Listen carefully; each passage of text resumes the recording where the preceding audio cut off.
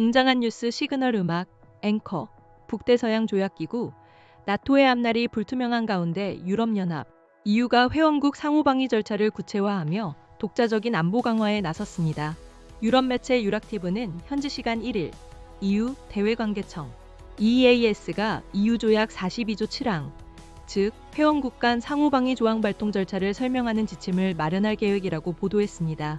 익명의 소식통에 따르면 이는 나토의 집단방위 조항과 EU의 상호방위 조항이 모두 적용될 수 있는 세 가지 경우에 대비해 회원국들이 동원할 수 있는 자원을 명시한 매뉴얼 형태로 나올 예정입니다.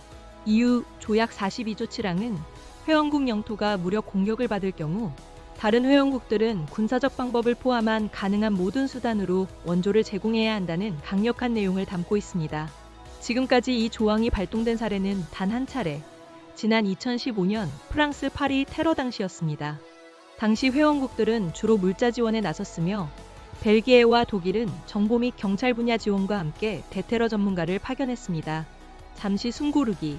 이러한 이유의 움직임은 도널드 트럼프 미국 대통령 취임 이후 나토 회원국들의 안보에 대한 우려가 커진 데 따른 것입니다. 트럼프 대통령이 나토 회원국인 덴마크령 그린랜드를 차지하겠다고 위협하며 회원국이 공격받더라도 미국이 나토 조약에 따라 지원하지 않을 수 있다는 불안감이 확산된 것입니다. 실제로 트럼프 대통령은 최근 영국 일간 텔레그래프와의 인터뷰에서 나토를 종이호랑이라고 칭하며 탈퇴까지 강력하게 검토 중이라고 밝히기도 했습니다.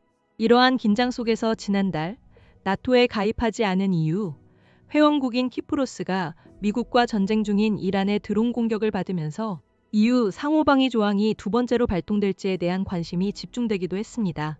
당시 니코스 크리스토둘리데스 키프로스 대통령은 프랑스와 스페인 등이 군함을 보내자 유럽의 자립이 가능하다는 점이 분명해졌다면서도 회원국 비상사태에 대비한 계획의 시급성을 강조한 바 있습니다. 음악톤이 약간 고조됨. 하지만 회원국들 사이에서는 EU가 군사적 방어 동맹의 성격을 띠는 것에 대해 찬반이 엇갈리고 있습니다. 지난달 열린 EU 회의에서 아일랜드, 몰타, 리투아니아, 이탈리아 등 일부 국가들은 신중한 입장을 보인 것으로 알려졌습니다.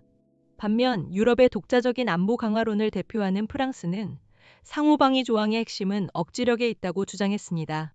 이러한 엇갈린 의견에 대해 회의에 참석한 한 독일 외교관은 EU가 아직 지정학적 현실을 받아들이지 못하고 있다고 진단하기도 했습니다. 차분하고 권위 있는 톤으로 마무리.